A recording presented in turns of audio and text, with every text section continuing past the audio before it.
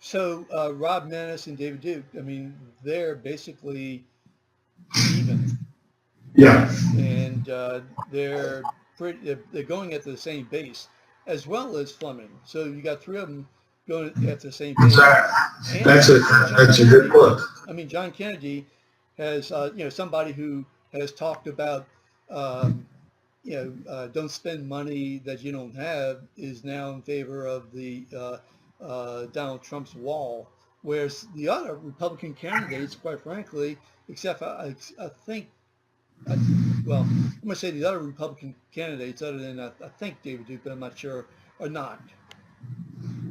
So, Well, yeah, well, Kennedy's base is in and around Baton Rouge. He's doing well there. That's where he's getting a decent amount of vote. He's a Republican, but like you said, he's got Maness and Fleming, who are both conservative. So you got three pretty conservative guys vying for a limited amount of votes. Then you've got Bastani, who's got Acadiana, which is, by the way, not the most conservative place in Louisiana.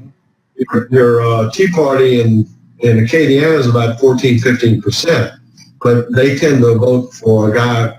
Acadiana is a little different. If you're one of them, they will excuse, and they consider him a Republican. And so some of, the Tea Party probably is not that they're not going to go after Maness and change to Maness like they did last time because they didn't have anyone else to vote for. They weren't real comfortable with the current senator who ended up being Landrieu, but he had a niche to fill. But the niche this time, like you accurately pointed out, and rightly so, has a lot of people in it. So he doesn't have a niche to himself of 15 or 20%, which is about what he got. I don't know what he got, but it was a decent amount of votes to have an impressive third place finish. yeah, he did very, I think 14-15%, if I'm not mistaken. And David Duke, what, about 3%, Well, roughly. I don't know if he'd get any coverage except for the national media. I mean, I've gotten calls and told him, look, there are 24 candidates running. And I can tell you this, with accuracy, he's the only one that can't win this election. The other ones, if one of them, nobody knows, makes the runoff, he'll beat David Duke. That's how, we're talking about someone who has really no support. He hasn't won statewide, or will he win statewide? And the only people who want to give him coverage are you people outside, and you're only doing it to create controversy. But in Louisiana, this isn't Louisiana 25 years ago when you ran against Bennett Johnson or you ran against Evan Edwards. It's just a totally different place. And to give him any kind of coverage like he's a threat is not worth my effort or waste of my time. So I'm not going to even get into your story because it's a waste of time. And it is. Yeah, well, it's. I mean, he was polled though, so given the fact he was polled, and we're talking about those people who were polled, that's why I'm asking the question. He qualified because he was a former elected official in Louisiana. He did run for statewide office. Now, if you look at his FEC report, I think the last time we looked at it, I don't know if he's even filed to spend any money or raise money.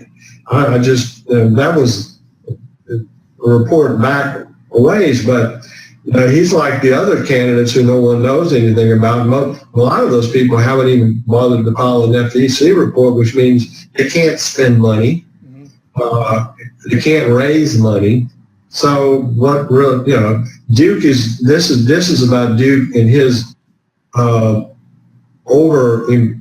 his, I guess you'd say, his ego about how important he is and how he'll make a difference in the race and how he'll get a big voter, a decent voter, however he qualifies it. But I don't spend a lot of time on him because I could literally lead him. Now that he's only 3%, the next poll I run, I could legitimately leave him out because he's not doing anything. He's not spending money. Sure. But you don't because he's, we've set up a criteria and we'll probably keep it. We thought it was fair to put Pellerin in and Patel in because they have, Pellerin's got signs all over the place, and he's starting to spend some money. And it's unfair to them to be left out when they filed an FEC report and they've raised $100,000+. So we put them in. Now, I'm sure they're a little, I got to call, he's a nice guy. I've never met him, but I've spent some time talking to him today, and he was calling me about polling and how it works and all that. And I said, and he said, well, why did you put me in the poll? And I said, I did. I said, they just didn't, the media didn't cover you. And then I've had some other calls, and look, I did the best I could for you. The media doesn't consider you. And I said, if you keep doing what you're doing, spending money and get your name out there, I'm going to keep you in the poll. So, maybe when I run the next one in 2 or 3 weeks, you may be higher up than some of the people that are well known already. And we do have Maness, who's very well known, did 15%, but sitting there. So we're trying to be fair to everybody, but it's the bottom line is that the media wants to cover the people who they think have a chance to be in the legitimate chance to be in the runoff, and that's what they spend their time and effort on. Okay, now the candidates that in terms of the poll that I saw had obviously had Bustani, had Kennedy, had Fayard, had Foster Campbell, that's 4, Yeah. and John Fleming 5, Maness 6, Duke 7. Patel, Pellerin. We got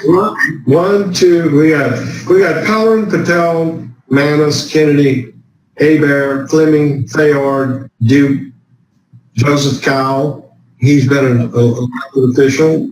We felt unfair to leave him out. Foster Campbell and Charles Butani. So that's 1, 2, 3, 4, 5, 6, 7, 8, 9, 10, 11.